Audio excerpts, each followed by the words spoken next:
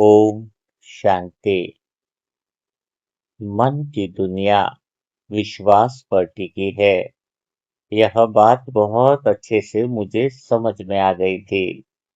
जो भी आत्माएं पिछले मेरे अनुभव की यात्रा में साथ बने हुए हैं, उनको ये बातें स्पष्ट समझ आ रही होगी, और जो नए पहली बार जो सुन रहे हैं, उनको पिछले शिव भाई के दिल छू जाने वाले अनुभव सारे सुन लेने चाहिए। तो उनको बहुत आसानी रहेगी और बहुत ही इजी पड़ेगा तुम्हें आत्मा के सत्य केंद्र तक पहुंचने में। अब फायदा क्या हुआ था मुझे, जैसे मन की दुनिया अलग और शरीर की दुनिया अलग। इससे पहला फायदा हुआ था कि बाबा की जो बातें हैं, मुरली जो है, बाबा कहता है कि मेरी जो बातें हैं वो बहुत कोटों में भी कोई कोई में से भी कोई सही अर्थों में समझ पाता है। मुरली 3 पेज की होती है, लेकिन सारे संसार के लिए अवेलेबल है ये ज्ञान, लेकिन सब समझ क्यों नहीं पाते हैं। बीके भाई भी उल्टी दिशा में ज्ञान लेते हैं। ये बात मैं स्ट्रिक्टली बोलूंगा यहाँ पर। बीके भाई उल्टी दिशा में ज्ञान लेते हैं, यानी वो बीके भाई जो ज्ञान को सही रीति से समझ नहीं पाए हैं।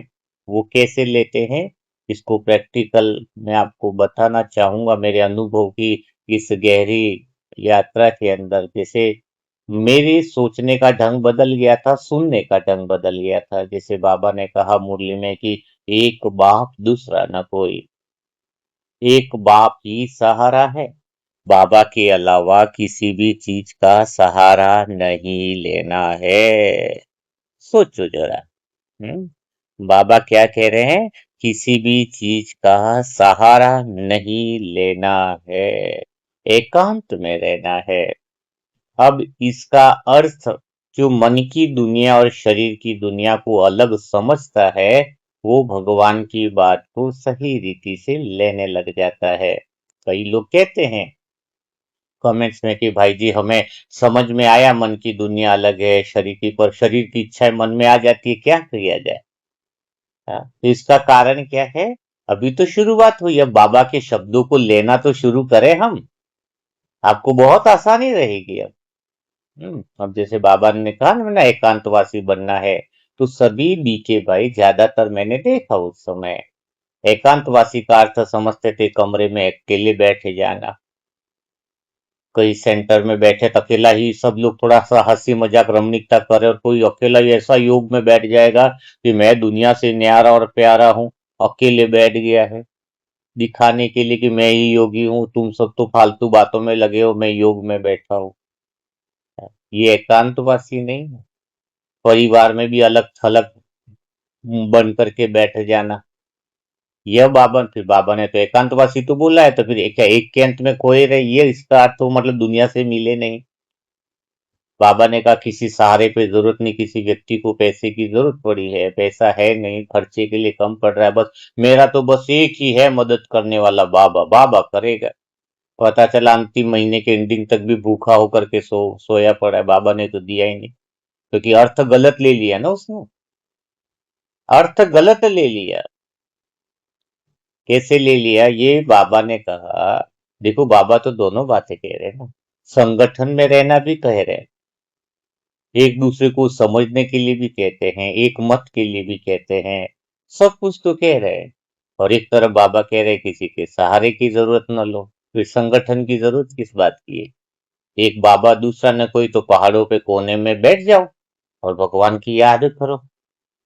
लेकिन वास्तव में यह बातें मुझे समझ में आने लगी थी कि बाबा यह बातें एकांत में रहना, एक बाप दूसरा न कोई वाली बातें जो है, वो मन की दुनिया के लिए है। कि मेरा मन जो खुश है, जो आनंद में है, वो किसी बात पर निर्भर न रहे, किसी और की वजह से खुशी पर निर्भर न रहे। और मन की दुनिया का यही सबसे बड़ी बात और गहरा राज है। बाबा कह रहे एकांत में रहो, मतलब मन को एकांत में रखना, अर्थात शरीर की दुनिया में मिक्सअप नहीं करना, साथ रहना है, साथ रहना है, सब कुछ करना है, लेकिन मन जो है वो शरीर की दुनिया में इच्छाओं में उलझे नहीं। मन को संसार की भीड़ में रहते हुए भी हम एकांत में रखें, ये मन के लिए कहा गया। और हम करते हैं शरीर को कोने में ले जा करके बैठा रहे, संसार में किसी से मिलने ही नहीं दे रहे हैं। बाबा ने तो शादी ब्याह कहीं पर भी जाने के लिए मना थोड़ी कहा है, कहीं पर भी मना नहीं किया है। सब जगह जाओ, तुम्हारे मन के लिए बाबा ने कहा। नहीं तो हम बोलते हैं हमें तो किसी सहारे की जरूरत नहीं, मतलब न दोस्त की जरूरत, न रिश्तेदारों की जरूरत। और कितने कटे कटे हो गए बाबा के बच्चे। सबसे बड़ा गलत संदेश यही जा रहा है, सबसे बड़ा संदेश ऐसा ही जा रहा है कि तुम बहुत कटे कटे हो गए हो। और ये कटे कटे जो हो गए ना, वो शरीर से, जो बात मन के लिए, और इसकी वजह से तुम्हारी प्रॉब्लम्स हो रही है। ये बात तो मैं आज भी कहूंगा। और इसलिए तुम मिल नहीं पाते हो लोगों से, लोगों के साथ संस्कार मिलन नहीं कर पाते हो।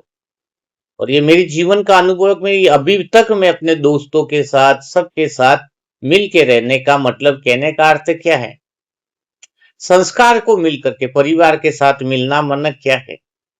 तो थोड़ी बात मैं यहाँ पे भी क्लियरिटी में लाऊंगा अभी धीरे धीरे। तो ये जो बातें हैं, एकांत में रहना, एक बाबा दूसरा न कोई, वो सारी बातें मन की दुनिया के लिए है।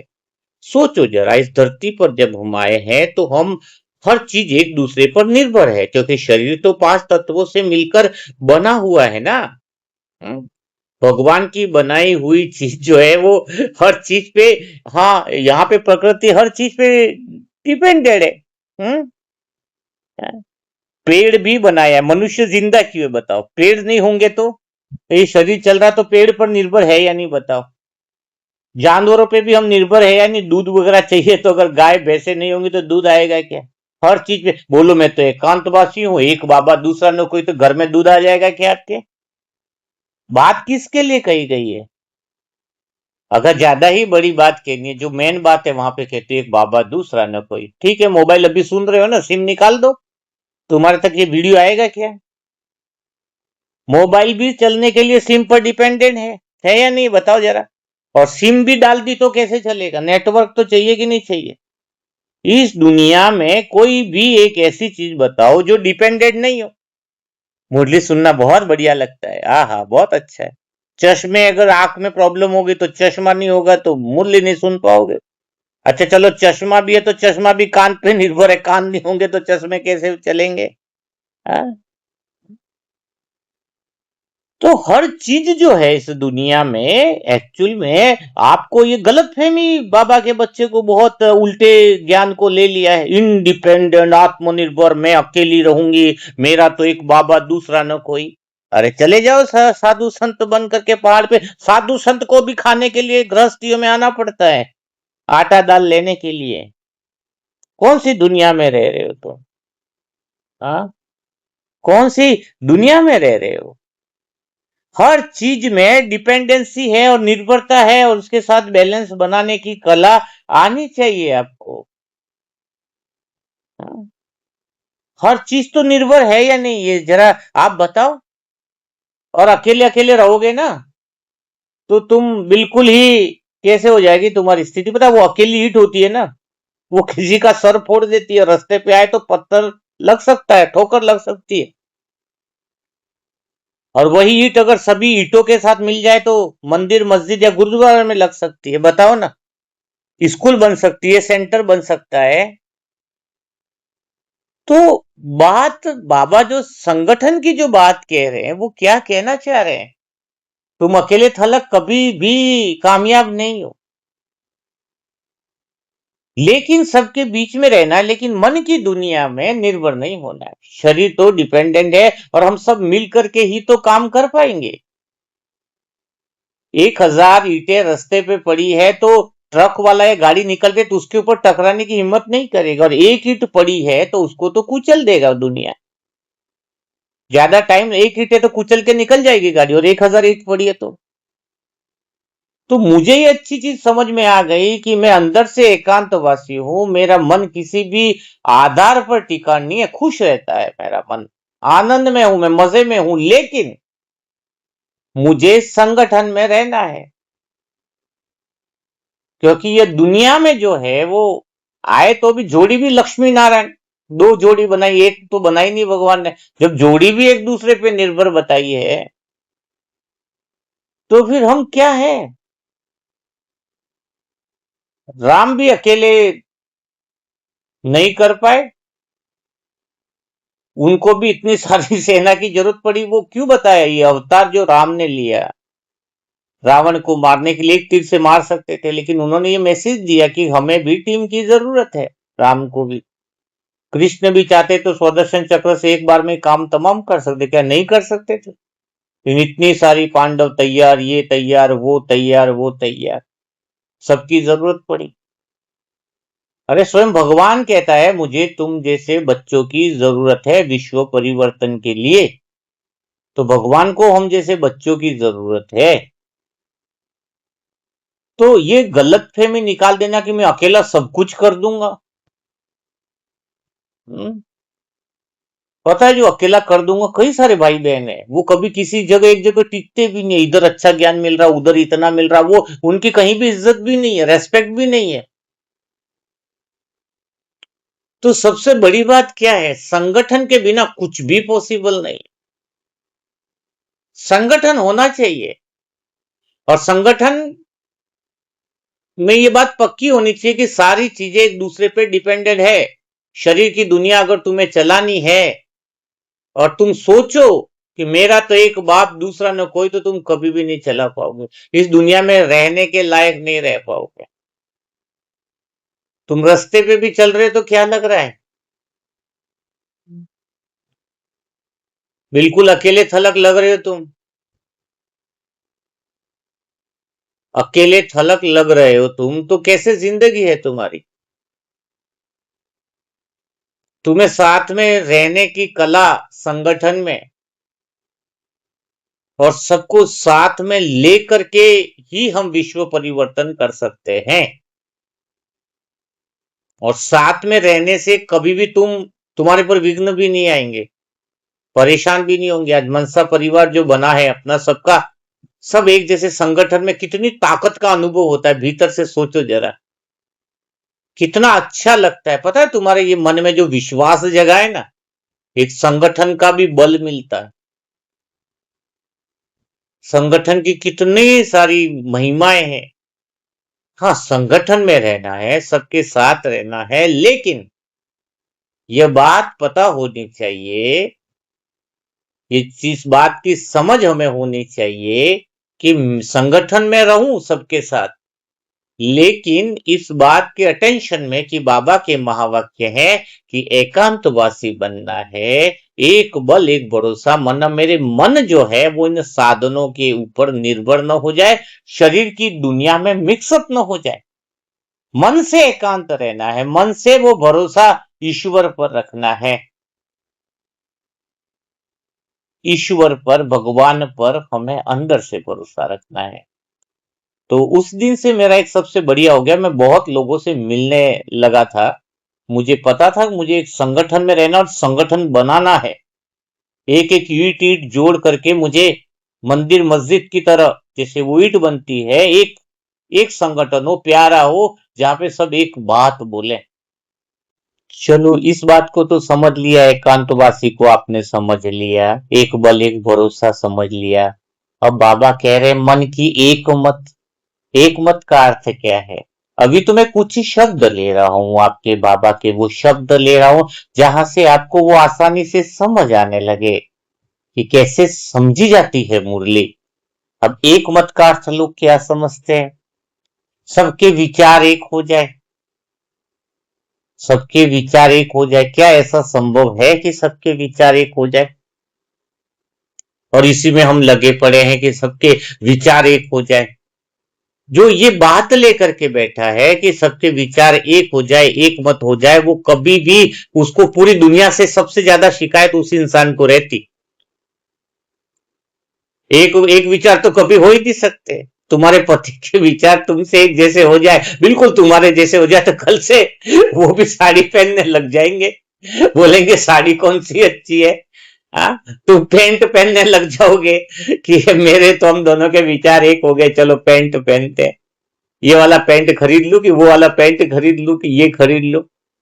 ऐसे थोड़ी है। एक विचार एक मत का अर्थ ही तो गलत समझ लिया है तुमने।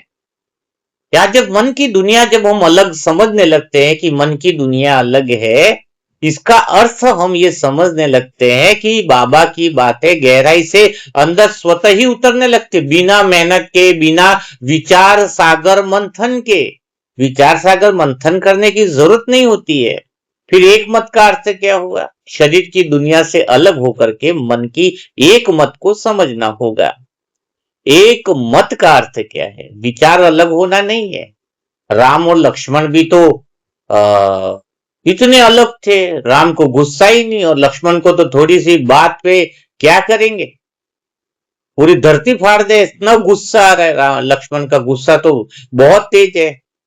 फिर भी राम लक्ष्मण एक क्यों? क्योंकि उनका लक्ष्य एक है कि रावण को मारना, पाप को खत्म करना। उनका जो एम है, जो उनका उद्देश्य है, वो तो एक है ना। तो मन का जो है एक मत का अर्थ है कि विचार अलग होंगे और विचार अलग होने भी चाहिए। मेरे पति मेरे जैसा नहीं, अच्छा है, नहीं है तो एक ही विचार होते तो तुम्हारी जरूरत ही क्या थी घर में?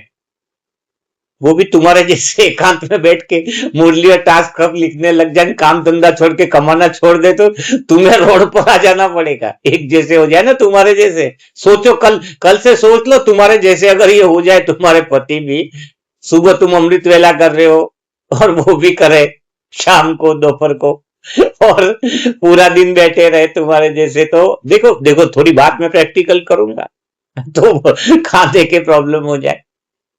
हाँ?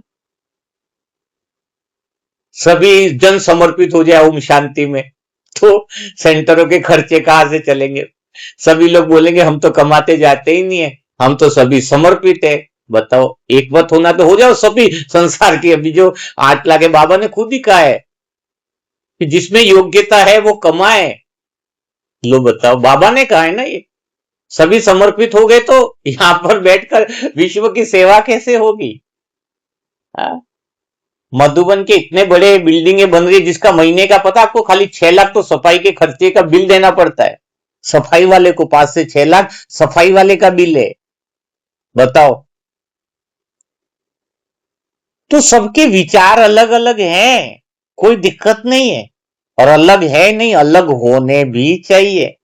तो फिर एक मत का अर्थ है जिसका उद्देश्य एक हो। कितने भी संगठन में लोग हो, कोई फर्क नहीं पड़ता है। संगठन में तब संगठन नहीं बनता जब ज्यादा दिमाग वाले लोग संगठन में हो। ज्यादा दिमाग वाले लोगों की जरूरत नहीं होती है संगठन में, दिल वाले लोगों की जरूरत होती है संगठन में। कि उद्देश्य किसका सेम है, उद्देश्य किसका एक है। उद्देश्य जब आपका एक हो गया तो समझ लेना जिंदगी बदल जाती है। इसलिए विचारों को एक करने के पीछे मत जाओ। अभी एक बात बताओ, मधुबन है अपना बाबा का है, अगर तुमने विचार एक जैसे किया तो तुम्हें अपने बीके भाइयों से ही तकलीफ हो जाएगी। बोलोगे हमारे यहाँ पे तो सत्य ज्ञान मिलता है, सत्य का क्लियरिटी मिलती है। दूसरे आप बाबा के सेंटर की बहनों को बोलोगे तुम्हें तो क्लियरिटी नहीं करते हो। या फिर यूट्यूब पे किसी भाई की क्लास सुनोगे, बोलोगे ये तो भाई खराब है, ये भाई अच्छा है, वो अच्छा है। नहीं, हर एक आत्माएं जो वरिष्ठ भाई बहन है या फिर कोई छोटी निमित्त आत्मा क्यों न हो, संदली पे बैठी हुई 15 साल की बच्ची क्यों न हो, वो किस तरीके से समझा रही है, किस तरीके से कह रही है, वो इंपॉर्टेंट है ही नहीं। उसके विचार क्या है वो भी इंपॉर्टेंट नहीं है। इंपॉर्टेंट है कि वो आत्मा भी भगवान से प्रेम कर रही है और वो आत्मा भी किसी तरह से विश्व को परिवर्तन करना चाहती है। तरीका अलग अलग है, उसका तरीका है और उसका तरीका भी सही है। ऐसा नहीं कहेंगे उसका, क्योंकि उसके तरीके वाली बातों को समझने के लिए कुछ दुनिया है। फल फ्रूट खाना चाहिए, अच्छी बात है, पर फल फ्रूट तो सभी अलग अलग तरीके के क्यों बने? कोई एप्पल है, कोई पाइनएप्पल है, कोई केला है,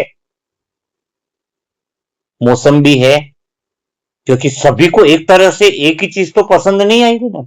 सबको बोलेंगे तो एप्पल किसको पसंद है तो कुछ लोग हाथ उठाएंगे, कुछ लोगों को बोलेंगे केला किसको पसंद है तो कुछ ही लोग उठाएंगे। वैसे ही सबके समझने का तरीका अलग अलग है। किसी को कहां से कुछ समझ में आ रहा है, किसी को कहां से कुछ समझ में आ रहा है। कोई निमित्त आत्मा रैलियां निकाल करके अंदर का विश्वास बढ़ा रही है, कोई कोई अलग तरीके से सेवा कर रहा है, कोई कैसे कर रहा है, लेकिन सभी अपने भाई हैं। क्यों है? उनसे अनन्य प्रेम है। आप तर्क में मत जाओ कि उसके विचार में ज्ञान की उसको कितनी क्लियरिटी है, मेरे में ज्ञान की ज्यादा क्लियरिटी है। ये तुलना है ना, मन तोलू कर रहा है, तुलना वाला मन है फिर तो तुम्हारा। और हमारा मन कैसा होना चाहिए? तुलना वाला मन चाहिए क्या? मन की दुनिया कोई हमारा मन तुलना करेगा तो खुश कैसे रहेगा? अगर हमारा मन कंपैरिजन करेगा तो खुश कैसे रहेगा? हमारा मन सही और गलत करेगा तो खुश कैसे रहेगा? मन तो ऐसा हो जो अकंप हो। मन की 4 क्वालिटी है, चलो वो भी अभी लेंगे धीरे धीरे। लेकिन एक मत का अर्थ क्या हुआ? एक मत का अर्थ ये हुआ कि पूरे जो बाबा के बच्चे हैं सबका उद्देश्य जो है वो कैसा है? विश्व परिवर्तन करना और भगवान के प्यार से जुड़ाना। तो कोई भी बाबा का बच्चा गलत नहीं, ये बात तुम पहले पक्की कर लो। तभी आपको परिवार में कैसे पति के साथ रहना वो भी बातें भी धीरे धीरे क्लियर होने वाली है। तुम्हें बहुत मजा आने वाला है, क्योंकि मेरे अनुभव की यात्रा आप जब अच्छे से सुन ही रहे हो तो मुझे भी सुनाने में सच में आनंद आ रहा है। इसलिए आ रहा है कि कोई सुन रहा है, अच्छा लग रहा है, किसको फायदा हो रहा है अगर इस यात्रा से, तो बहुत अच्छी बात है। तो मुझे किसी से शिकायत नहीं रही ब्राह्मण परिवार में, और ना कोई तुलना रही कि मैं इससे ज्यादा जानता हूं, वो मेरे से कम जानता है, या वो मुझसे ज्यादा जानता है, या मैं कोई दिक्कत नहीं। सबका उद्देश्य एक ही है ना, राम और लक्ष्मण वाला। इस लक्ष्मण भले गुस्से में है, राम शांत है, लेकिन रावण का वध करना मेन उद्देश्य है। तो हमारा जो मेन उद्देश्य है वो यही है, विश्व परिवर्तन करना। फिर मैंने शुरू किया कि संगठन तो जरूरी है, और संगठन तभी बनेगा जब उद्देश्य एक होगा। इसीलिए मनसा परिवार बना। एक ऐसा संगठन मैंने जो शुरू मुझ आत्मा को बाबा ने निमित्त बनाया, तो एक ही उद्देश्य था, यहां पर सबको दुआएं देनी है, ब्लेसिंग करनी है, और सबको सुख और शांति की दुनिया में लेकर के आना है। सबके भीतर में विश्वास बढ़ाना है। तभी तो यहाँ पर कोई बीमार है, कोई देखो कल 4th स्टेज का कैंसर वाला भाई के उम्मीद जग गई, उसके बोल निकलने लग गए हैं अरविंद भाई के। भाई जी मुझे अंदर से भरोसा हो गया, मैंने उसको लिख करके दिया है ना 500 बार। मैं शरीर की उसमें नहीं जाता कि कौन सी 4th स्टेज में कौन से भाग में गया, मैं शरीर की डिटेल में जाता ही नहीं है। ठीक किसको करना है? मन ठीक होगा तो शरीर ठीक हो। शरीर की जांचें करना ये तो डॉक्टर का काम है ना। खून कितना कम हुआ, नहीं तो उसको देखकर हमारे अंदर नेगेटिविटी आती है। हमारा काम किस पर करना है? मन पर काम करना है। तो उसको बता दिया गया है कि भगवान की इच्छा है कि तू ठीक रहे, भगवान चाहता है कि मैं ठीक रहूं। ये उसको 500,000 बार लिखना शुरू किया है, जैसे प्रिंस को जो प्रोसेस अपनाया था। और सच में मुझे पूरा भरोसा है कि उसका, भले डॉक्टर कह रहे 50-60 दिन है, लेकिन वो ठीक हो जाएगा शरीर। क्योंकि मन जिसका विश्वास में आ जाए ना, मन के जीते जगत जीत है। जिसने मन को जीत लिया वो सारी दुनिया को जीत सकता है। तो अपना जो संगठन है वो आधार क्या है? दुआ, सबको सुख पहुंचाना, सबको आनंद पहुंचाना, पुण्य आत्मा बनना। अब इसमें क्या होता है? संगठन का एक मत का अर्थ है क्या? कई लोग टास्क नहीं कर पा रहे हैं, कई लोग टास्क करते हैं, कोई लोग 3 दिन छुट्टी ले ली, कोई लोग डेली मुरली सुन रहे हैं, कई लोग मुरली मंथन नहीं सुन रहे, कोई लोग अमृत वेला मिस कर रहे हैं। तो इसमें कोई फर्क नहीं पड़ता, मैं उससे वैसे ही बात करता हूं जैसे वो डेली कर रहा है। उसके प्रति कोई न, एक आत्मा है मुझे अच्छे से पहले रेगुलर टास्क करती थी और 6 महीने से गायब थी। आत्मा है इधर उधर हो जाती है, 3-4 महीने से, 4 महीना तो हो गया था।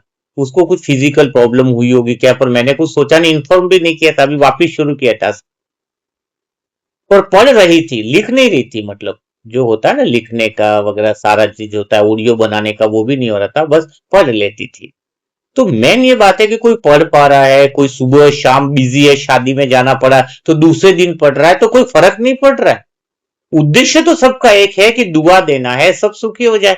किसको रात को 1 बजे टाइम हो रहा है, कोई गृहस्थी बहन है 9 बजे बाद कोई ड्यूटी पे आ रहा है, तो किसी कोई भाई है तो लेट हो रहा है, किसी के घर में कचकच चल रही है तो सोच रहा है मैं बाद में टास्क कर लूं। हुआ है ना कल किसी के साथ। तो तो तो बात क्या हो रही है, फर्क नहीं पड़ रहा कि आपने 10 बजे टास्क किया और हम नियम बना ले कि तुम्हें तो 6 बजे करना ही है टास्क। इंपॉर्टेंट ये नहीं कि टास्क करना, इंपॉर्टेंट ये बात है कि हम सबका उद्देश्य तो एक ही है ना। तो एक मत का अर्थ ये हुआ, हमारी मनसा परिवार में और दुनिया में भी जो बाबा के बच्चे हैं उनको हम एक मत से देखें, उनके विचार मत देखो, उनकी एक्टिविटी को जज मत करो, वरना तुम कभी खुश नहीं रह पाओगे। क्योंकि मन को, दुनिया को चलाने के लिए 4 चीजें चाहिए। मन को अपना बनाने की कला आनी चाहिए। कौन सी कला आनी चाहिए? मन को अपना बनाने की कला। अब इस बात को चाहो तो अंडरलाइन कर सकते हो। अपना, अपना का अर्थ क्या है? APNA। ठीक है, उसका अर्थ समझ लो। जिसके अंदर ये मन में 4 चीजें डाल दी, वो सदा उसके मन की दुनिया पर राज करेगा। राज करेगा मतलब ऐसा समझ लो कि जो शुद्ध संकल्प करेगा, इसको अंदर से भरोसा होगा कि वो हुआ पड़ा है, संशय नहीं रहेगा उसको। तो अपना, अपना का अर्थ क्या है? ये मन अकंप रहना। जिसका मन अकंप है, मन की 4 विशेषताएं भगवान ने देकर भेजी थी। मन अकंप था, इतना कंप था कि दुनिया से कोई मतलब नहीं, कोई सहारा ही नहीं मन का। खुश अपनी वजह से, खुशी का ठेका किसी को दे नहीं रखा था कि कोई आगे जोक सुनाए तो मैं खुश हूं, टीवी चले तो खुश हूं। ये देह की इच्छाएं, मन देह की इच्छाओं से परे, मन अपने आप में अकंप। तो ए मीन्स क्या है? अकंप है जिसका मन, वो मन की दुनिया पे राज करता है। भगवान ने यह अकंप बना के भेजा। दूसरा है पी। पी मना प्रेममय मन। जिसका मन प्रेम से भरा है, कृतज्ञता से भरा है, करुणा से भरा है, दया भाव से भरा है, आनंद से भरा है, जिसके मन में बस दया ही दया है, करुणा ही करुणा है, प्रेम ही प्रेम भरा है, उसका मन सदा स्थिर रहता है। प्रेममय मन है, इतना मन में प्रेम भरा हो कि दूसरों के लिए बस प्रेम कितना लुटाऊं, सुबह उठ करके ये सोचे। और आश्चर्य लगता है इस दुनिया में मुझे, कई लोग अपना समय शिकायतों में गवा देते हैं, कई लोग दूसरों की निंदा करने में गवा देते हैं, और कोई हमसे पूछे तो हम कहते हैं कि प्रेम करने की फुर्सत नहीं, पता नहीं तुम शिकायतें कैसे कर लेते हो, नाराजगी कैसे कर लेते हो, हमें तो प्रेम से ही फुर्सत नहीं है। इतना मन प्रेम से भरपूर हो जाए, ऐसा मन सुंदर लगे, पूछो मत। भगवान कहता खुद को देखो। खुद को देखो का अर्थ क्या है? झुकने का अर्थ क्या है? झुकना यानी क्या होता है झुकने का अर्थ? एक आदमी सर को, एक सर से ऊपर देख रहा है, ऊपर देख रहा है मतलब क्या है? ये ऊपर दुनिया को देख रहा है, इधर ये वो, और सर का झुकना, जैसे सर झुका है और अपने दिल की तरफ देखना। सर झुकाना का अर्थ क्या है? किसी के आगे नतमस्तक हो जाना नहीं है। झुकना मना सर नीचे करो, अपने दिल की तरफ देखो कि दिल में क्या है, मन प्रेममय है कि नहीं, मन में प्रेम भरा है कि नहीं।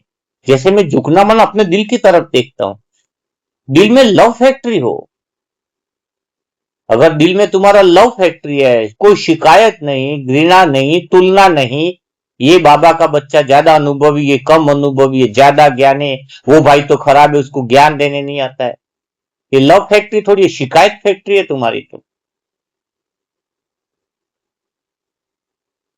दिल में लव फैक्ट्री हो, दिमाग में बर्फ फैक्ट्री हो। बर्फ फैक्ट्री होगी तो क्या रहेगा? हाँ? बर्फ फैक्ट्री शांति, एकदम पीसफुल माइंड। तो अपना का अर्थ क्या समझा? पहला मन अकंप हो, दूसरा पी मन जिसके मन में प्रेम भरा हो, और एन, एन मन क्या है? एन मन जिसका मन निर्मल हो, जिसमें कोई मेल न हो, इतना मन शुद्ध हो, इतना मन शुद्ध हो कि उसमें भगवान दिखाई दे। जैसे आईना होता है, आईने पर क्या होता है? आईने पे क्या होता है? गंदगी होती है तो चेहरा दिखाई नहीं देता है। तो जितना मन में निर्मलता आएगी, उतना भगवान के करीब अनुभव करेंगे। निर्मल हो जाए,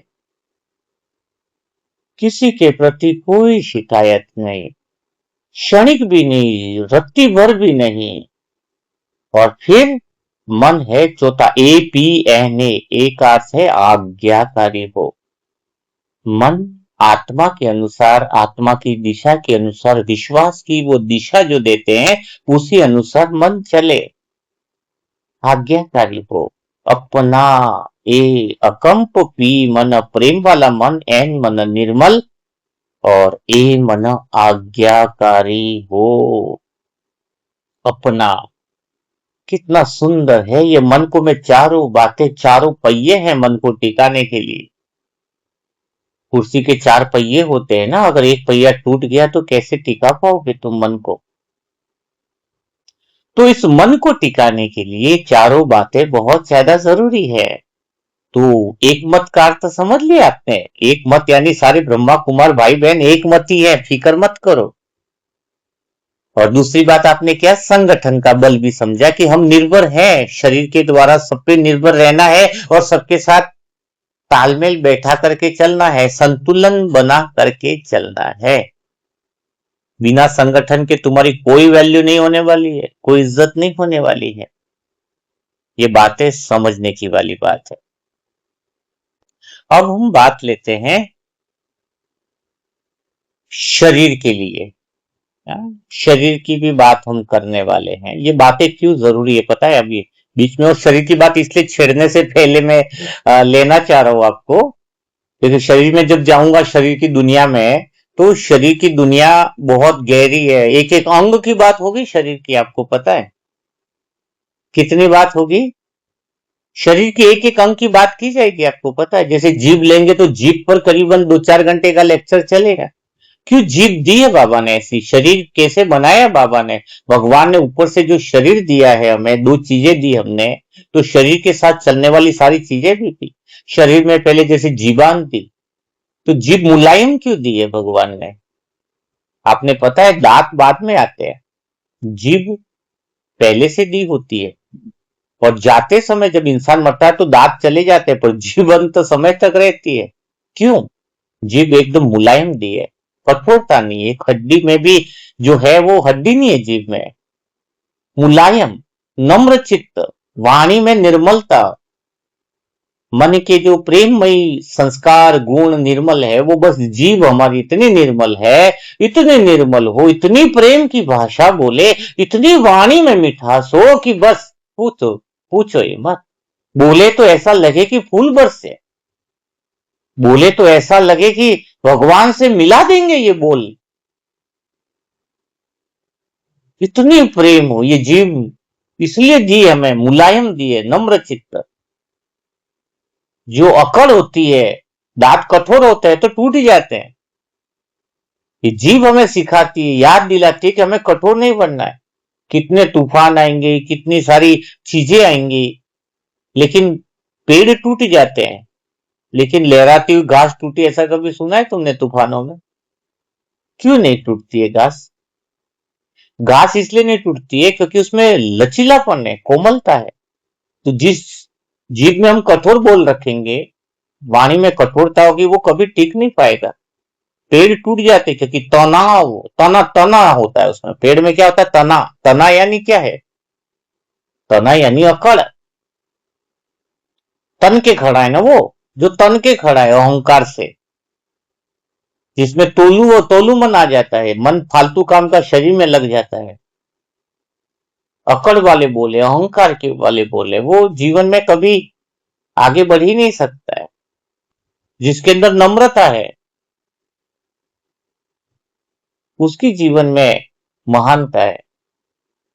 आप कोई पहाड़ी पर देखा है, तो जब कैंप चढ़ते, ऊंचे पहाड़ों पर चढ़ना होता है तो क्या होता है, सर आगे की तरफ झुकता है या नहीं झुकता है। पहाड़ों पे चढ़ते हैं ना, तो सर आगे की तरफ झुकता रहता है। रस्सी को पकड़ के पहाड़ों पे चढ़ना है तुम्हें, या कोई चीज में सीढ़ी पे भी चढ़ रहे हो, तो भी तुम आगे की तरफ झुके रहोगे। मंदिर की 100 सीढ़ियां भी चढ़ोगे तो आगे की तरफ तुम झुके रहोगे। लेकिन जब किसी से गुस्सा कर रहे हो, क्या कर रहे हो, और जब अगर तुम पीछे उतर रहे हो, ऊपर से नीचे उतरते हो सीढ़ियों से, तब क्या होता है, तब तुम्हारा सर पीछे की तरफ रहता है, शरीर भी पीछे की तरफ रहता है। तो जब ये उतरना ही निशानी है, तुम पीछे की तरफ जा रहे हो। यानी जब तुम्हारी अकड़ है, तुम अकड़े हुए, तो इसका ये सबूत है कि तुम जीवन में उतरती कला में जा रहे हो। तुम्हारी बात में सूक्ष्म भी अहंकार है कि मुझे ज्यादा आता है, मैं ज्यादा ज्ञानी, मैं ज्यादा समझदार, मैं तुमसे ज्यादा ही कुछ ऊंचा हूं। जैसे ये अहंकार है ना, उतरने का सबूत देता। कहते हैं ना, कोई ये व्यक्ति तो इतना खराब है, पूछा मत, कि गाली पे उतर गया। गाली पे उतर गया मतलब क्या है? कि वो अपनी स्थिति से नीचे उतर गया है। उतरना ही तो बता रहा है ना। तो जब हम अकड़े हैं ना थोड़ा बहुत, तो समझ लो कि हम उतर रहे हैं। और जब हम झुक रहे हैं, हमारे अंदर नम्र चित्ता है, हर बात में झुक रहे हैं। कोई बात सही या गलत मत लो कि ये सही है वो गलत है। अगर बात सही और गलत लेंगे तो फिर तो बहुत बड़ी प्रॉब्लम हो जाएगी। तो फिर तो हम कुछ बातों में अकड़ रखेंगे, कुछ में ये रखेंगे। नहीं, झुकना आना चाहिए। हम तो चढ़ती कला में, जैसे बताया ना, सीढ़ी पे चढ़ रहे हैं तो झुकना पड़ेगा आगे की तरफ, पहाड़ी पे चढ़ रहे हैं तो झुकना। तो हम चढ़ती कला में हैं, तो समझ तो हमारी क्लियर हो। शरीर का एक अंग की बात बताई है मैंने, अभी तो जीव की बात बताई है। तो भगवान ने शरीर की दुनिया को चलाने के लिए 3 चीजें दी है। भगवान ने कहा कि तुझे कहीं कमाने की जरूरत नहीं पड़ेगी, तुझे धन का इतना कोटा देता हूं, तू नीचे जाएगा तो तेरे राशन कार्ड में 3 चीजें मैं दूंगा। और तेरा धन का कोटा जितना तू है धरती पर, अगर इस धन को मैं तुझे दूंगा, लेकिन शर्त है कि धन का सही उपयोग करना है। भगवान ने खाने का कोटा भी दिया है। ये बातें मैंने पिछले सेशन में करी है, पर थोड़ा अच्छे से लेवल में आपको कन्विंस करके समझाता हूं। तो शरीर के लिए कौन से कोटे दिए? एक तो श्वासों का कोटा, नहीं, प्राण ऊर्जा का कोटा दिया। शरीर को चलाने के लिए कौन सी कोटा दिए? हाँ भाई मेरे बच्चे, तू धरती पर जा रहा है तो तुझे प्राण ऊर्जा देता हूं। जैसे लौकिक में भी कोई बच्चा बाहर जाता है तो पिताजी उसको खर्चे में ज्यादा ही पैसा देते कि और ज्यादा जरूरत पड़े। वैसे हम जब धरती पर आए तो कितने धन्य, सत्युग में पहले से ही क्या तुम कमाने लगे थे जन्म लेते ही? सोचो ना जरा, सब कुछ तो धन मिला हुआ मिला था ना। अभी क्यों कमाने की जरूरत पड़ रही है? इसका राज भी अभी तुम्हें पता चलेगा। तुम्हारा पहला, और वास्तव में बच्चा भी जन्म लेता तो सब कुछ उसको मिला हुआ ही रहता है। सब कुछ तुम्हारे पास था, देकर ही भगवान ने भेजा। जन्मते ही सोने के महलों में आ गए थे हम तो। फिर अभी इतना 2,000, 25,000, 25 लाख, 2 लाख के लिए भागना क्यों पड़ रहा है? जो इस चीज को समझ जाए ना, उसकी जिंदगी बदल जाएगी। तो पहले धन की बात लूंगा, फिर मैं बाकी श्वासों की भी बात लूंगा, भोजन के कोटों की भी बात लूंगा, सब कुछ लूंगा। तो भगवान ने 3 कोटे दिए, धन का, अनाज का और श्वासों का। श्वासों मीन्स प्राण ऊर्जा का, गिनती वाली श्वासों का अर्थ ये नहीं है। तो धन के कोटे में बाबा ने एक बात कही भगवान ने, कि तुझे इस धरती पर जितने धन की आवश्यकता उतना मैं दे रहा हूं, लेकिन शर्त यह है कि अगर तूने इस धन को अच्छे कार्यों में लगाया, किसी की भलाई के लिए लगाया, किसी के जीवन में जरूरत के हिसाब से लगाया, मदद के हिसाब से लगाया, लेकिन शर्त यह कि मैंपन नहीं होना चाहिए। मैंने किया नहीं, मैंपन नहीं है, तो वो धन तुम्हारे कई गुना बढ़ता जाएगा। धन क्या होगा? कई गुना बढ़ता जाएगा। ये सबसे गहरी बात बाबा ने कही है, कुदरत का नियम कहा है मानो। अब क्या हुआ? हमें धन का कोटा मिला, लेकिन आज भी जो हो रहा है वो मैं थोड़ा सा आपको बताता हूं। आज भी कई लोग हैं ऐसे, जैसे कि घर में भाई की मदद करेंगे, बहनों की मदद करेंगे, या किसी और को भी परिवार चलाएंगे, तो 2,000 भी खर्च करेंगे तो क्या बोलेंगे? मैं नहीं होता तो बीच में ताना भी दे देंगे। क्या ताना दे देंगे? कि भाई तुम्हें मैं नहीं होता तो चलता ही नहीं, मेरी वजह से चल रहा है। कई बार सेवा में भी पैसा देंगे, बोलेंगे मैं नहीं होता तो ये सेवा ही नहीं हो पाती। तो फिर उसका जो बैलेंस है धन का कोटा, वो बढ़ेगा नहीं। और अगर मैंपन नहीं है कि चलो भाई भगवान ने ही दिया है, शायद तुम्हारे लिए ही दिया है, भगवान ने दिया तो मैंने दे दिया, मेरे पास कहां था। तो फिर भगवान कहता है कि जब तुम 1,000 रुपया भी निकालते हो तो मैं तुम्हारे 1,000 का डबल पैसा कहां से हो वो तुम्हारी व्यवस्था कर दूंगा। तो ये भगवान के वादा, भगवान का वादा है, और सच में भगवान का वादा है ये। भगवान का वादा है ये बहुत गहरी बात है कि जब हम धन किसी अच्छे कार्यों में निमित्त भाव से लगाते हैं तो वो कई गुना धन बढ़ा देता है। और धन को हम फालतू खर्चों में लगा रहे हैं। फालतू खर्च यानी ये नहीं है कि बच्चों को पढ़ाना फालतू खर्च है या फिर कहीं चले गए तो फालतू, घूमना भी फालतू खर्च नहीं। उद्देश्य क्या है इसके पीछे, वो इंपॉर्टेंट रहता है। और दूसरी बात, फिर धन का कोटा हमारा फिर खर्च खत्म हो जाएगा तो लफड़ा हो जाएगा। तो धन की समस्या दूसरी बात है। तो दूसरी बात ये भी है धन के लिए कि आपको पहले भी बताया कि धन अगर दुआ दे करके हम देते हैं, ब्लेसिंग दे करके देते हैं, रो रो करके नहीं देते हैं, जो उसकी योग्यता है, जैसे लॉन्ड्री वाले को बताए आपको, रो रो के देंगे, गैस वाले को देंगे तो रो रो करके देंगे, तो फिर वो धन बढ़ेगा नहीं। धन फिर आपके पास नहीं आएगा, मार्ग आपका धन रोक देगा, बहुत बड़ी प्रॉब्लम हो जाएगी। जो धन हम दुआओं से देते हैं, ब्लेसिंग के साथ देते हैं, वह धन कई गुना बढ़ जाता है। ये बातें तो बहुत अच्छे से मुझे समझ में आई थी कि भगवान ने शरीर की दुनिया को चलाने के लिए तीनों चीजें भगवान ने लेख देकर ही भेजी है। खाली मन से हमें शरीर को विधिवत ये सिस्टम को चलाना है, तालमेल को चलाना है, और कुछ भी नहीं है इस दुनिया में। लेकिन धन की बात अभी पूरी नहीं हुई है। पता है धन, अभी आपके दिल में प्रश्न आएगा, हम धन देते हैं दिल से, दुआ करके दे रहे हैं, हम तो बाबा के बच्चे बन गए। मैं भी प्रैक्टिकल संगम युग की बात लूंगा। मैंने देखा सेंटर में कई सारे भाई बहन सेवा भी कर रहे हैं लेकिन धन उनके पास कम है।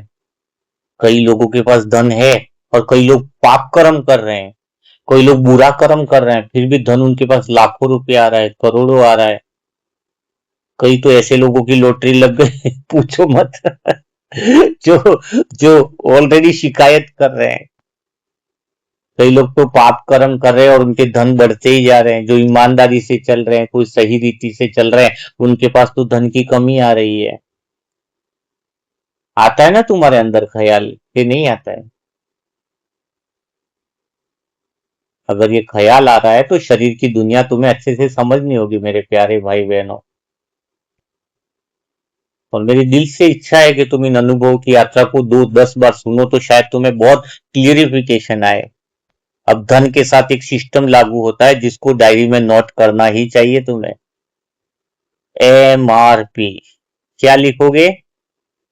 MRP। जिसने यह सिस्टम लिख दिया और समझ लिया उसको काफी सारी क्लियरिफिकेशन मिल जाएगी। MRP का अर्थ क्या होता है? धन बहुत दुनिया कमा रही है। ऐसा नहीं है कि शायद कुछ लोग पाप भी कर रहे तो धन आ रहा है। धन बाबा ने कहा कि कई गुना बढ़ेगा निमित्त भाव से करोगे तो। लेकिन वो धन भी आने पर क्या शरीर पर असर करने वाला है वो भी तो इम्पोर्टेंट है ना। मिठाई कोई 2,000 वाली काजू कतली आ गई है और कि 200 रुपये वाले काजू कतली, पर 4,000 वाली मिठाई है, वो बीमार कर रही है, तो वो क्या 4,000 वाली मिठाई काम की है? बताओ। तो MRP, आपको धन आना चाहिए ये बात मत लो शरीर के लिए। धन कैसे आ रहा है वो बहुत ज्यादा इंपॉर्टेंट है। तो MRP सिस्टम आप नोट कीजिए। दुनिया में बहुत सारे लोग हैं जिनके पास धन आ रहा है, करोड़ आ रहा है, नेता के पास भी आ रहा है, लेकिन जो पैसा रेस्पेक्ट नहीं लाए वो करोड़ों रुपया भी शांति नहीं दे पाता है। क्या लिखा आपने, क्या समझा?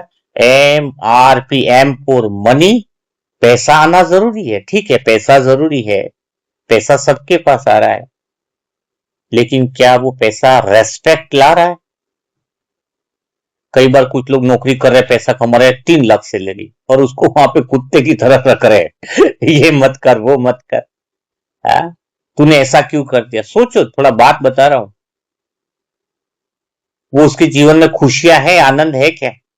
ध्यान रखना, पैसा है लेकिन रेस्पेक्ट नहीं है ना, बिल्कुल जीरो है इंसान, अंदर से खोखला होता जा रहा है। एक नेता का, लड़के की बहुत गहरी बात बता रहा हूं, एक नेता जिसकी इतनी पावर है पूछो मत, और वो घपले भी करता है। पर्सनली मिल के आया उनके परिवारों से। उसका लड़का अचानक में पहुंचा, उसकी वाइफ और जो लड़के हैं ना, उसकी इज्जत इतनी खतरनाक बुरी तरीके से करता है, पूछो ही मत। इतनी बेइज्जती जिसे आप सुन नहीं सकते हो। और पता है वो बेइज्जती किस लिए कर रहे हैं?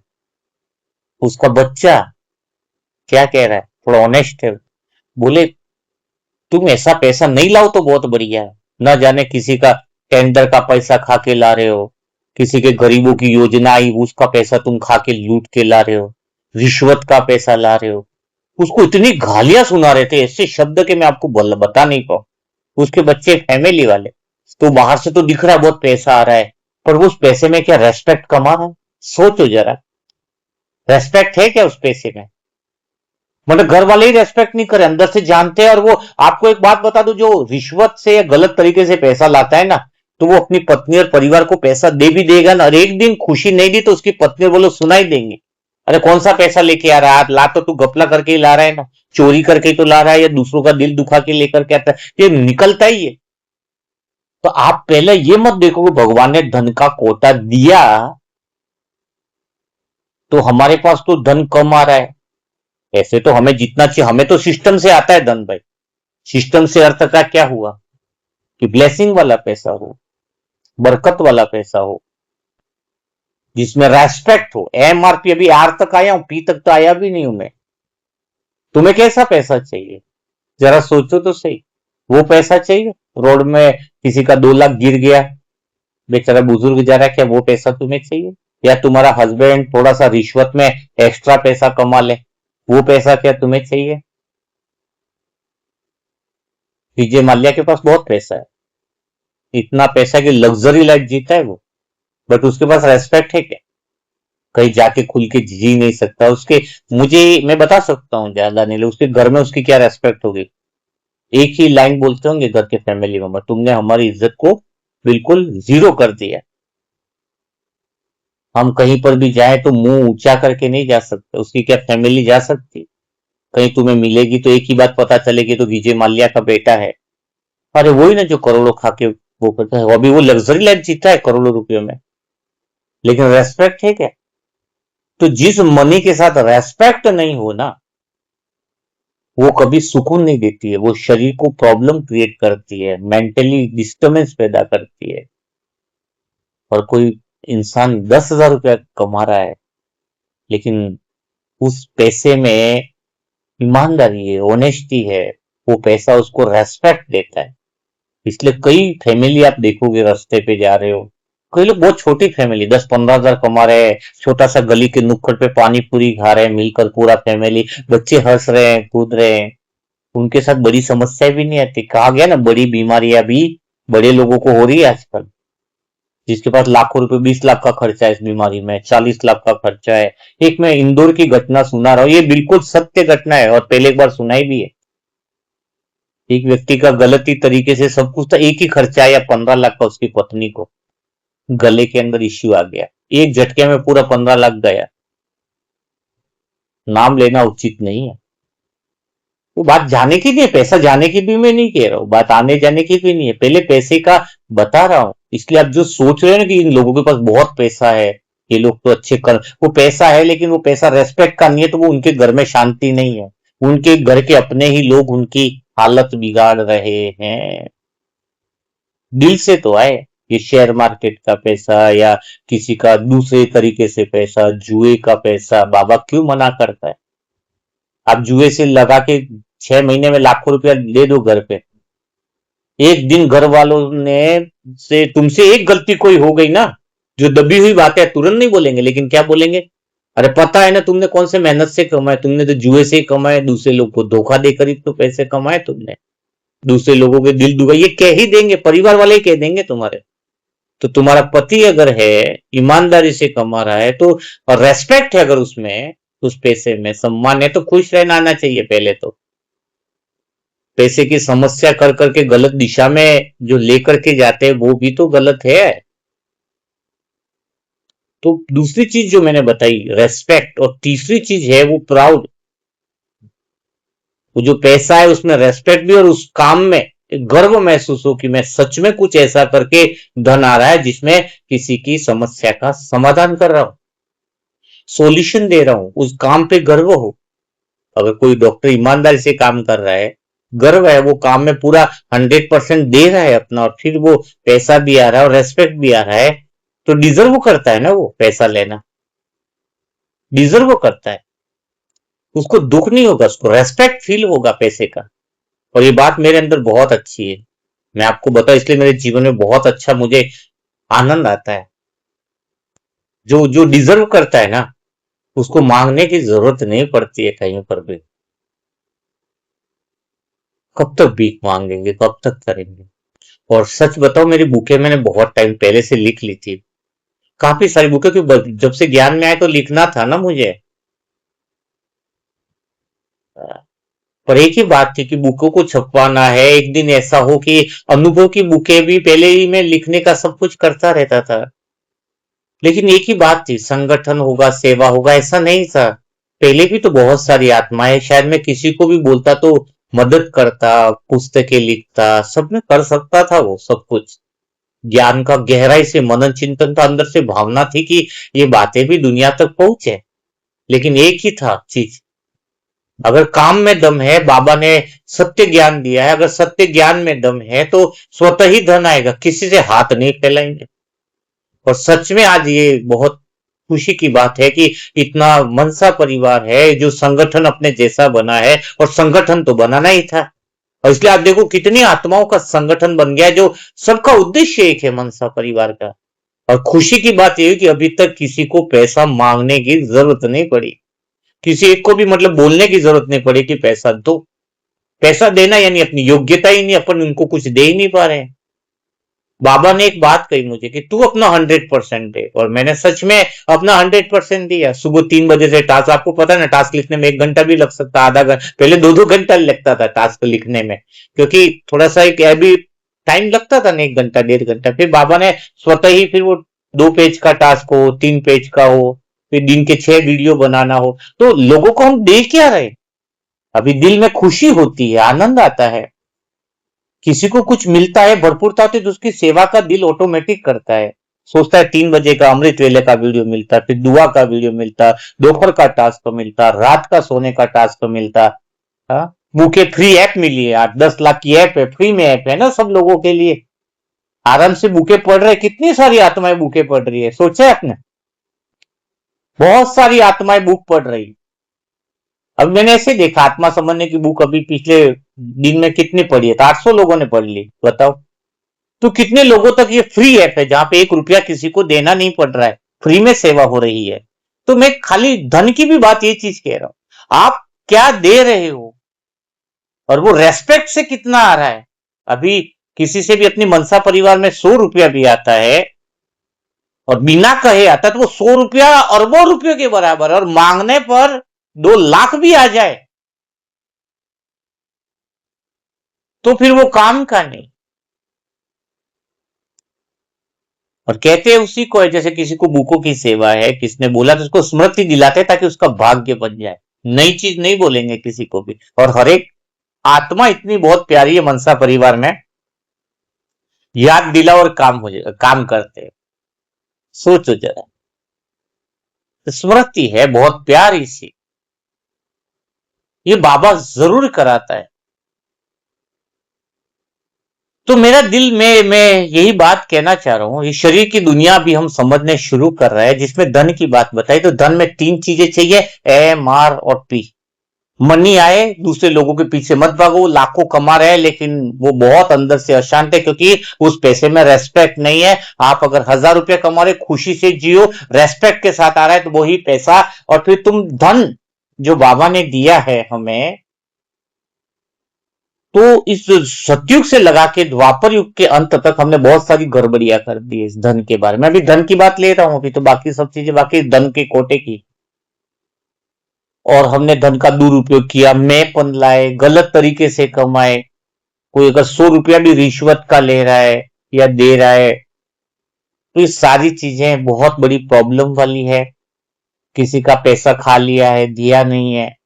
पैसा मतलब बैंक का लोन भी पैसा ही है, ये गलत मत सोचना कि दुनिया का विनाश हो जाएगा तो मेरे बैंक का लोन का मुझे नहीं देना, तो फिर अपना इंटेंशन ही खराब है, भावना ही खराब है। मैं जिसका लिया है वो देना है, सो बात की एक बात है, क्लियरिटी है ये।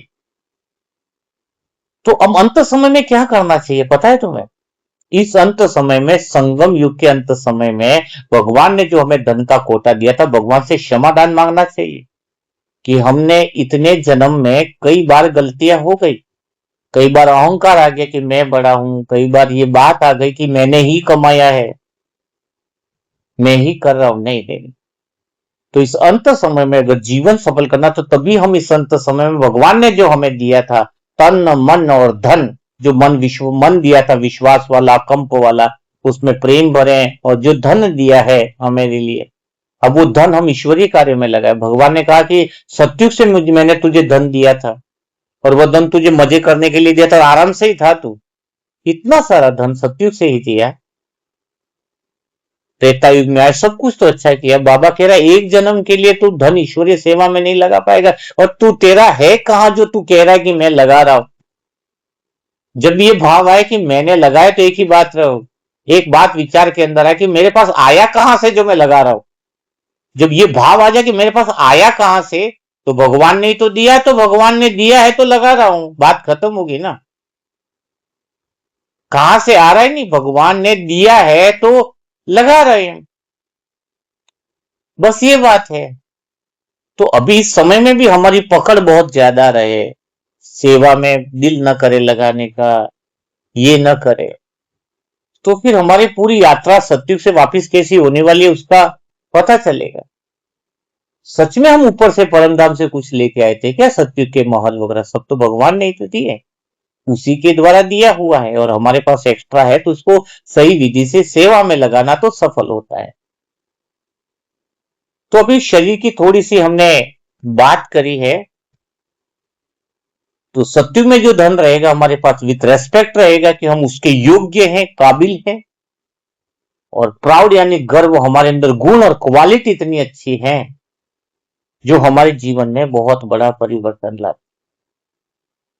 इस बात को बहुत अच्छे से तुम्हें समझ लेना चाहिए। अब थोड़ी सी बात मैं और लूंगा जिससे तुम्हें समझ में आएगा काम विकार की, क्योंकि मन और शरीर का बैलेंस चलेगा तो मैं दोनों की बातें मिक्सअप में लेता जाऊंगा। लोग बोलते कि काम विकार में नहीं जाना, भाई बहन बना देते हैं ब्रह्मा कुमारी में। मैं शुरुआत में था तो सभी लोग यही बोलते, भाई बहन बना देते हैं, वहां पर तो ऐसा होता है, झगड़े हो जाते हैं, ये होता है वो होता है, पवित्रता के कारण ये होता है वो होता है। तो यहां पर ये बात बहुत समझ के, मन और शरीर की दुनिया एक हो रही है ना, तो यहां पर ये बात बहुत अच्छे से समझनी जरूरी है। काम विकार यानी आप बीके भाई क्या समझते हो, पहले खुद के ऊपर लो बात, फिर हम दूसरी बातें लेंगे, क्योंकि दुनिया को तो तब समझा पाएंगे, या किसी की पत्नी काम विकार में जा रही है, किसका पति काम विकार में जा रहा है, कोई भी हो सकता है, लेकिन आप काम विकार को कैसे समझते हो? क्या आप लोग भी अंदर भीतर ये भ्रांति बना करके बैठे हो कि पति पत्नी में काम विकार की वजह से ही झगड़े हो रहे हैं?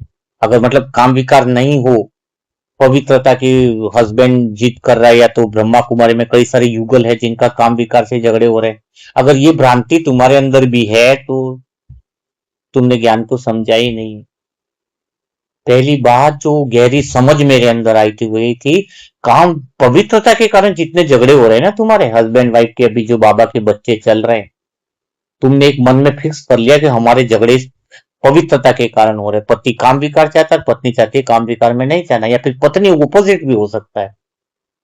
एक बात बताओ, झगड़े पहले ये बताओ, तुमने व्यक्तिगत बना दिया इस ज्ञान में, इस संसार में भी कितने हस्बैंड वाइफ पे कितने झगड़े हो रहे हैं ये बताओ, उनमें तो विकार है, वो तो पवित्र नहीं रह रहे, कोई एक जन जिद भी नहीं कर रहा है मुझे पवित्र रहना है, तो भी उनके झगड़े कितने बढ़ गए हैं। हर दिन हजारों लाखों केस तलाक के लग रहे हैं, डाइवोर्स के लग रहे हैं, उनमें तो काम विकार नहीं है, उनमें तो मतलब उनमें तो पवित्रता नहीं है, काम ही विकार है। तो फिर उनके तो भाई विकार में जाने से तुम्हारे घर में झगड़े हो रहे हैं पवित्रता के कारण, तो जो पवित्रता में नहीं जा रहे उनके झगड़े तो ज्यादा हो रहे हैं। गीता के अध्याय 3 में लिखा हुआ है कि काम विकार महाशत्रु है। तो बाबा के बच्चे को बोलना चाहिए कि हम कोई नई बात कहां कह रहे, मैं सबको यही बोलता था जब मेरी स्पीच हुई थी इस बात पे कि पति पत्नी बना देते हैं। इस बात का जवाब एक जन ने खड़ा करके पूछा था, मंच पे मैं बोल रहा था। मैंने पहले ये बताओ ना, दूसरी बात, ये संसार में जो झगड़े हो रहे हैं, ये तो भगवान ने कहा है ना, काम विकार महाशत्रु कार्ता की, जिसने कामनाओं पर जीत पा ले। आज दुनिया में ज्यादा से ज्यादा, आज छोटे बच्चे ये हो, विकार के कारण लोग मर्डर कर रहे हैं। सोचो ना जरा, क्या दुनिया की हालत हो गई है। इतना विकार हावी हो गया है कि अगर लड़की प्रपोजल में मना कर दे तो तेजाब फेंक देते हैं। कितनी भी रेप और ऐसी घटनाओं में सजा बहुत बड़ी दे दी गई है कि तुम्हें फांसी की सजा होगी, तो भी वो विकार इतना हावी हो गया है कि उस समय कोई सजा दिखाई नहीं देती। शादियां 2 या 2 साल भी मुश्किल से रहती है और हस्बैंड वाइफ का मर्डर कर रहा है। देखा ना, प्रेमी प्रेमिका का मर्डर कर रहा है, ये कर रहा है। किस लिए हो रहा है ये? विकार के कारण, कामना के कारण, वासना के कारण। जब किसी इंसान के सर पर काम विकार हावी होता है और उसके बीच में कोई इंसान दूसरा आ जाता है, तो उसको सबसे बड़ा वो दुश्मन मानता है। चाहे वो घर का रिश्तेदार हो, भाई हो, बेटा हो, बाप हो, कोई भी हो। आपने देखा है ना, विकार में किसी लड़की का प्रेम हो गया है और उसके बीच में कोई सगा भाई आ रहा है, सगे मौसे, सगे रिलेशन, वो उनके 4 के 4 लोग मौत के घाट उतार दिए। जरा सोचो जरा, आपके लौकिक पति हैं या लौकिक पत्नी है, क्या इस बात को आप समझा पाते हो कि तुम्हारे मेरे झगड़े काम विकार की वजह से नहीं है, पवित्रता की रहने की वजह से नहीं है। काम विकार की वजह से दुनिया में झगड़े इतने बड़े हैं। इसलिए हमें ये समझाना है दुनिया का, अगर हर एक आत्मा अपनी वासना और कामनाओं से ऊपर हो जाए। कामना और वासनाओं से भरा प्रेम कभी सम्मान वाला प्रेम नहीं होता है, कभी रेस्पेक्ट वाला प्रेम नहीं होता है। अभी जैसे पैसे वाला बताया ना मैं तुम्हें, अभी मैं बहुत चीजें खोलने वाला हूं राज। अगर एक आत्मा, हर एक आत्मा अपने विकारों से, वासनाओं से दूर हो जाए, तो क्या इस दुनिया में स्वर्ग नहीं हो सकता है? क्या दुनिया में लोगों का जीवन नहीं बदल सकता? सोचो ना जरा। पति पत्नी, भाई बहन का मतलब नहीं है, वो तो भगवान ने कहा है ना, गीता में लिखा है, अगर वासनाओं से इंसान ऊपर रहे तो उनके प्रेम में पवित्रता रहती है, उनका प्रेम ऊंचाई पर होता है, उनके संबंध बहुत ऊंचाई पर हो सकते हैं। तो एक ये बात तुम मान लेना विकार की, जो बाबा के बच्चे के, हमारे पति पत्नी के झगड़े विकार की, पवित्रता की रहने की वजह से होते हैं। उससे ज्यादा इस बात पर बल देने की आवश्यकता है कि हम तो पवित्र रहने से झगड़े हो रहे हैं, एक जन नहीं चल रहा है, लेकिन उससे ज्यादा झगड़े काम विकार की वजह से दुनिया में हो रहे हैं। छोटे छोटे बच्चे, 12-15 साल के बच्चे हैं। कितने लोग, लगभग अभी आंकड़ा देखा था, 250 से 300 लोग जो है ना अपने इंडिया में, लगभग एवरेज में, प्रेम प्रेमिका के कारण, विकार के कारण, नहीं शादी हो जाने के कारण आत्महत्या कर रहे हैं। शरीर का आकर्षण की वजह से, देह का आकर्षण की वजह से। सोचो जरा। तो ये विकार इस कदर अभी बढ़ गया है, काम विकार, कि उसकी वजह से इंसान सोचने समझने की शक्ति सब प्रॉब्लम हो गई है। पर दुनिया में काम विकार का, जब हम पवित्रता की बात करते हैं, तो लोग विरोध क्यों करते हैं? इसका रीजंस क्या है पता है आपको? वो उनका रीजंस ये है कि आत्मा में अभी शक्ति बची नहीं कि वो पवित्र रह सके, इसलिए वो विरोध कर रहे। वो विरोध ये नहीं कर रहे कि काम विकार को, हाँ, पवित्रता पसंद नहीं है। वो विरोध इस कारण से कर रही है दुनिया, क्योंकि उनको वो पवित्रता में चलने की ताकत नहीं है, विश्वास नहीं है उनके अंदर कि वो पवित्र रह सके। पति विरोध कर रहा है, घर में पत्नी विरोध कर रही है, तो आप जब उनको बताओगे काम विकार से जिंदगी सबकी खराब है, वो एक्चुअली में खुश होते हैं। पति पत्नी जानते हैं कि मेरी पत्नी ऑनेस्ट है, ईमानदार है और किसी से भी विकारी संबंध नहीं हो सकते। वो अंदर से बहुत ग्रेट समझते हैं, अपने लिए रेस्पेक्ट अंदर से है। और प्रॉब्लम क्या है? और वो प्रेम सच्चा होता है, सम्मान वाला प्रेम होता है। सत्युग में कितना प्रेम सम्मान वाला होता है।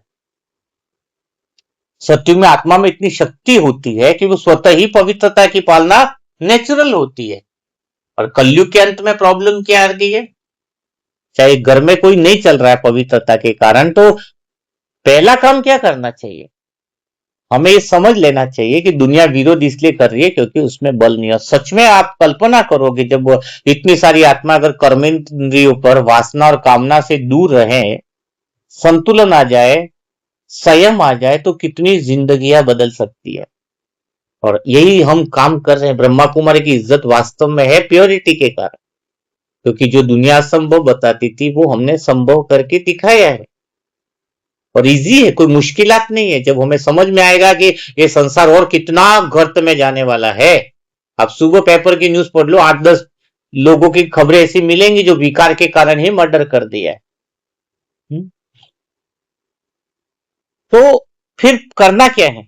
तो फिर करना एक ही है कि घर में अगर कोई हस्बैंड युगल पवित्र नहीं रह रहा है या वाइफ नहीं रह रही है, तो इस बात को बड़ा इश्यू नहीं बनाओ कि इसी वजह से झगड़ा होता है। ये शब्द नहीं बोलोगे। ये सोचो बाहर जो विकार में जा रहे हैं उनसे तो झगड़ा हमारा कम ही। पहली बात ये पक्की हो गई। दूसरी बात क्या करनी है? दूसरी बात ये है कि संगठन की एकता। तो परिवार में भी एक मत है। पति भी तो खुश रहना चाहता है परिवार में, वो भी खुश रहना चाहते हैं, सभी तो खुश रहना चाहते हैं। और हम कर क्या रहे हैं? अगर जैसे कि इसका युगल है, पवित्रता की पालना नहीं कर रहा है और तुम पवित्रता में अड़े पड़े, तो सबसे पहली जो गलती है वो मैं आपको बताऊंगा, जो मैंने को लगी। तो मैंने बीके भाई को, हमारे जो सेशन होते थे वो चेंज करे। वो उसको पवित्रता की बात लेकर के बैठती थी। एक वाइफ है वो, कि मेरा पति मुझे पवित्र नहीं रहने देता, पवित्र नहीं रहने देता। वो एक ही बात लेकर के बैठती थी सेंटर में। जब भी हो बस बात खोलो, ये करने चले। फिर मैंने उसका पूरा डिटेल देखा, अध्ययन किया। जब मेरे को पूछा तो मैंने उस बहन को बोला कि आपके पति को तुम पवित्र रखना चाहते हो? बोले हाँ, बहुत अच्छी बात है। तो पहले मैं थोड़ा सा तुम्हें पूछता हूँ, वो खुले दिल से बात करूंगा। तो सबको तो पता था। मैंने दूसरे बहनों को पूछा, पूरे सेंटर में सभी लोग। तो मैंने कहा ये बताओ, ये बहन बुराई करती है कि नहीं करती है? इतनी देर में लोग हंस पड़े। मैंने बोला हाँ, इसकी बात पचती नहीं है, थोड़ी सी भी बात हो जाए तो बुराई करना नहीं छोड़ती है। मैं कहा इस बहन को गुस्सा आता है कि नहीं आता है? गुस्से में एक बहन ने बोला कि गुस्से में तो पूछो मत, डर लगता है। मैं कई बार ऐसी बातें बोल देती है कि पूछो ही मत, जो दुख देने वाले बोल देती है। तो कारण क्या है? मैंने कहा कि तुम पवित्रता की बात को एक बहुत बड़ा इश्यू बना रहे हो। उस बात को छोड़ो, तुम बाकी की जो भगवान ने बातें बताई उसको कितनी फॉलो कर रहे हो? प्रतिक्रिया, कई लोग कहते हैं कि मेरे हस्बैंड पवित्र नहीं रहने देते। मतलब तुम दुख कितना देते हो लोगों को, प्रतिक्रिया कितनी है। दूसरी बातों में तुम्हारा इंप्रूवमेंट का ग्राफ कितना है, ये पहले चेक होना जरूरी है। हम लोगों को समझ नहीं पाते, ये भी तो हमारी गलती है। लोगों को हम बार बार प्रतिक्रिया देते हैं, हिसाब किताब हमारा, ये बात हम समझ नहीं पा रहे हैं। और सच में कह रहा हूं, जब हम बाकी बातें हमारी इतनी अटेंशन में नहीं है, क्योंकि पवित्रता की तो गहराई है, खाली काम विकार की बात तो है नहीं, मन की शुद्धता की बात है। शरीर का तो इतना कोई रोल भी नहीं है जितना हम इश्यू बनाकर बैठे। पर मन में एक ही बात जिसके बैठ जाती है कि मेरा पति पवित्र नहीं रहने देता, बस उसी बात को बहुत हाईलाइट करके तुम बाकी बातों पे तो वो ध्यान ही नहीं देती है।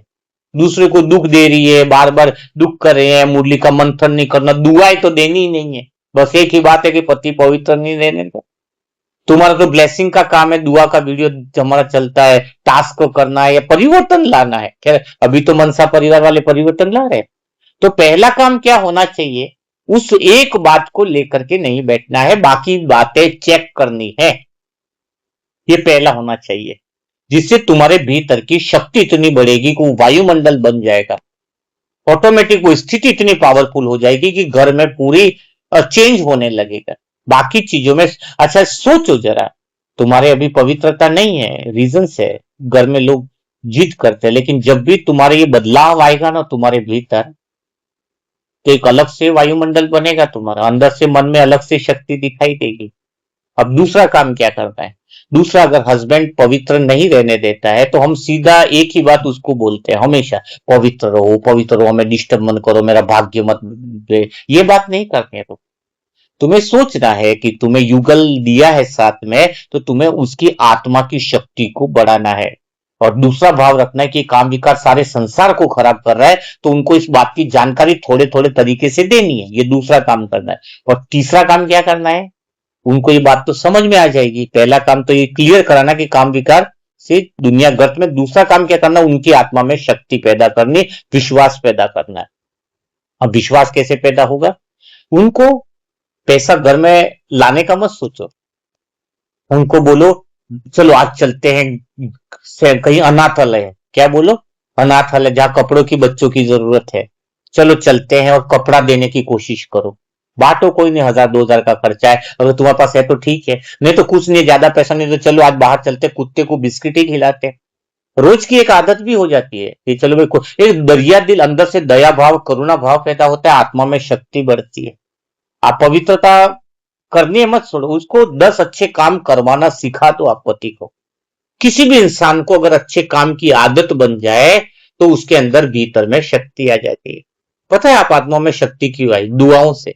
आप डेली ब्लेसिंग देते हो ना, तो तुम्हारा मन बदला है कि नहीं बदला, पूछो अपने आप से। करुणा भाव आया, मन में शक्ति आई, पहले से तुम मजबूत बने।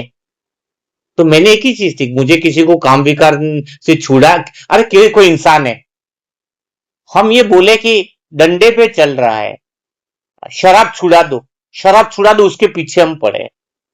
वो भी शराब छोड़ना चाहता है, पर उसको ताकत तो हो शराब छोड़ने की, उसको हम वो ताकत तो दे वो शराब छोड़ पाए। कोई व्यक्ति डंडे के सहारे से चल रहा, हम बोले डंडा छोड़ दे, तू पैदल दौड़ दे, पर वो डंडा छोड़ दे और चलने लगे और मर जाए। तो डंडा छोड़ने की ताकत तो दे। हमारा ध्यान ये होना चाहिए कि पति विकार में जाए तो पति को प्रॉब्लम ये होनी चाहिए कि पति को मेरा विकार में नहीं जाए, ये नहीं जाए, वो नहीं जाए, उस पर हमारा पूरा ध्यान है। पर पति के अंदर इतनी शक्ति तो डेवलप करे कि वो विकार की विचार ही ना है। और सच में ये होना चाहिए कि जब बाबा के बच्चे खुद उनके अंदर विकार आ जाते हैं, उनके अंदर ये काम वासना आ जाती है, उनकी दृष्टि हट जाती है, तो ये तो ऑलरेडी उनको तो ज्ञान नहीं है, इतना समझ नहीं है, उनकी आत्मा में बल नहीं है, और उनको हम दोष देंगे कि तुम विकार के लिए परेशान करते। प्रश्न ये नहीं कि वो विकार के लिए परेशान करते, प्रश्न ये है कि हमने उनकी आत्मा में इतनी शक्ति अभी तक क्यों भर नहीं पाए। ये हमारे लिए प्रैक्टिकल प्रयोगशाला होनी चाहिए। और उनकी आत्मा में शक्ति भरने के लिए हम विकार की बात न करें, ये सबसे बहुत बड़ी बात है। पवित्र रहने वाली बात नहीं करें, और हम भी अपनी दूसरी आदतों पर ध्यान दें, कुछ देर के लिए इस विकार की बातों को छोड़ दें जो हमारे कंट्रोल में नहीं है। क्योंकि भगवान ने कहा है कि जो तुम्हारे नियंत्रण में जो बातें नहीं है, अब घर में तो एक साथ ही रहना है ना, तुम्हें प्रैक्टिकली रहना है, घर छोड़ के तो जाना नहीं है, बच्चों को छोड़ के जाना नहीं है, और सच में तो तुम्हारे पति हो या पत्नी हो, उसको सुधारना भी तो तुम्हारी जिम्मेदारी है। तो जो चीजें तुम्हारे हाथ में नहीं है उसको भगवान पे छोड़ दो, और बाकी अपना पुरुषार्थ ये करना है कि उनकी आत्मा में वो शक्ति बढ़े, और शक्ति उनके मन में बढ़ने का सिंपल फार्मूला है, उनको पुण्य कर्म की तरफ डाइवर्ट कर दो। 1 महीना 2 महीना दुआ का वीडियो उनको बोलो, जो चीजें तुम्हें ब्रह्मा, हमें एक जन बोलेगे ब्रह्मा कुमारी में ये खराब है, पति पत्नी में, मैंने कहा इस बात का उत्तर नहीं दूंगा। मैंने कहा जो बातें अच्छी लगे वो क्या तुम करने वाले के? स्कूल की टीचर थी, हम स्कूल में फंक्शन करने गए थे, मैंने कहा हम बाहर का खाना नहीं खाते क्योंकि बाहर का तेल का खराब होता है, उससे वोमिटिंग होती है, बीमार पड़ते, क्या ये अच्छी बात है कि नहीं? मैंने बोला, तो बोले अच्छी बात है, हमारा टिक लगाओ पहली बात।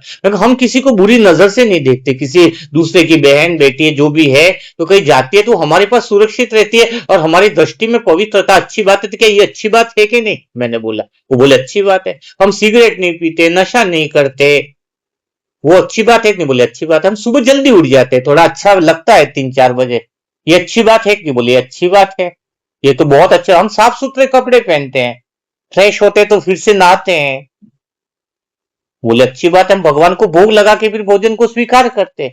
तो ऐसी 10-20 अच्छी बातें, मैंने कहा ठीक है तुम पवित्रता नहीं मानते उसको छोड़ो, जो 10 बातें अच्छी है वो करना शुरू कर दो, मैंने कहा। और सच में उस बहन की एक बहुत बड़ी बात थी टीचर की, वो ब्रह्मा कुमारी में काम विकार की वजह से नहीं आ पा रही थी, कि इससे तो रहना मुश्किल है। मैं कहा उसकी बात ही छोड़ो, और सच में उसने वो 10 बातें 3 महीना शुरू कर दी। 3 बजे उठना, पुण्य कर्म करना, मीठा बोलना, दूसरा ये सब जो बातें अच्छी लगे वो करना शुरू कर दी। उसके अंदर ऐसी शक्ति आई कि मैं विकार पे भी जीत आराम से प्राप्त कर सकती हूँ। तो कोई पूछे ना तुम्हारे ब्रह्मा कुमारी बारे में, ये बुरा है, ये कैसे है? तो बोलो पहले जो अच्छा लगता है उसको फॉलो करो, तो बाकी जो बातें वो तुम्हें स्वतः ही समझ में आ जाएंगी। 3 महीना करके देखो। तो मेरा यही फार्मूला था, सबको यही बताता, जो अच्छा लगे वो तो शुरू करो, वरना डिस्कशन करने का कोई महत्व नहीं। तो घर में युगल कोई नहीं चल रहा है, कोई बात नहीं, उसकी आत्मा में शक्ति पैदा करने के लिए एक तो धन का भी गणित समझाना है, हमें ईमानदारी वाला चाहिए, 2 रोटी खाएंगे हम खुश रहेंगे, रेस्पेक्ट हो जिस धन के अंदर, और पैसा आत्मसम्मान लेकर के, और वो खुशियां बढ़ाता है, ये ध्यान रखना। और दूसरी बात ये सिखाओ, थोड़ा दया करना, दुआ के देखो ये इसमें कितनी परेशानी है, तुम खुद दुआ देना चाहते हो, उनको कभी दुआ के लिए प्रेरित करते हो कि तुम भी दुआ दो, ब्लेसिंग दो? अच्छा, दुआ देने से पुण्य जमा होगा, फिर तुम्हारा शरीर बढ़िया रहेगा, तुम्हारे जीवन में बिजनेस में बरकत होगी, तुम्हारे जॉब में बरकत होगी, ये बातें कभी बोलते हो? हमेशा एक ही टॉपिक, विकार विकार विकार। 3-4 महीना भगवान पे छोड़ दो विकार की बातें, जो तुम्हारे हाथ में भी नहीं है, और उनकी आत्मा में वो शक्ति बने, भरे, कि वो खुद ही विकारों से दूर हो जाए, और पवित्रता के महत्व को समझाओ। और काम विकार कितना बुरा है, वो धीरे धीरे हमें, जैसे मैंने अभी बताया आपको कि काम विकार से झगड़े हो रहे हैं, दुनिया कहां पे जा रही है, आने वाले सालों में कहां तक जाएगी। हाँ, तो ये सारी बातों को क्लियरिफिकेशन दिल से करना चाहिए। चलो, ज्यादा टाइम हो गया है, तो आज का अनुभव का सेशन कैसा लगा? थोड़ा सा ज्यादा डिटेल में और लेंगे टॉपिक, अभी शरीर की धन की बातें ली हैं, एमआरपी ध्यान रखना है आपको। हाँ, इसके बाद आपको मन की दुनिया भी बताई है, एक मत का अर्थ बताया, संगठन का महत्व बताया, संगठन में तो रहना, ये तो सारे मनसा परिवार को फिर से कहता हूं, हम सब लोग एक है, और सबका उद्देश्य एक है कि विश्व परिवर्तन करना है। तो कहीं अलग थलग नहीं होना है, और किसी के प्रति तुलना नहीं, और कोई सेंटर, किसी के प्रति गलत फहमी नहीं कि वो अच्छा ग्रुप है, वो ग्रुप अच्छा है, वो वैसा, सभी लोग अच्छे, और सभी भाई बहन बहुत अच्छे हैं, बहुत प्यारे हैं। और इसमें जो आत्माएं सच में संगठन में सहयोगी बनना चाहती हैं, वो बुके के अंदर भी सहयोग कर सकते हैं। काफी सारी आत्माओं की डिमांड आ रही है, सत्य ज्ञान को मांग रहे हैं, तो हम उनको पहुंचा सकते हैं। ठीक है। और साथ में जिसको ऑर्डर देना है, ये शिव भाई के दिल छू जाने वाले को 10 पार्ट तो छपवा दिए हैं, 10 पार्ट तुम अच्छे से पढ़ लोगे तो बाकी के भी और पार्ट आपको जो है वो अवेलेबल हो जाएंगे, मतलब वो भी व्यवस्था हो जाएगी। और 5 पार्ट वो मुरली मंथन, वो योग की तैयारी वाले, और अमृत वेला में भगवान से बात करने वाले, ये आप सभी पार्ट जो है वो जरूर ले लीजिए। ये पढ़ने में बहुत अच्छे रहेंगे, आपको डिटेल में उसमें दिया जाएगा। अभी अनुभव में तो थोड़ा ही सुन पाते हो आप, उसमें डिटेल में मिलेगी ना हर बात, तो समझने में आसानी रहेगी, 1 घंटे में क्या क्या समझा पाएंगे। ठीक है। तो चलो, अपने अनुभव, आपके जीवन में क्या बदलाव लगा, आपको इसमें से कौन कौन सी बातें अच्छी लगी, वो सारी बातें कमेंट बॉक्स में जरूर लिखिएगा। तो कल फिर मुलाकात करेंगे ऐसे दिल छू जाने वाले नए अनुभव के साथ, नई बातों के साथ। तब तक के लिए सभी भाई बहनों को ओम शांति, ओम शांति, ओम शांति।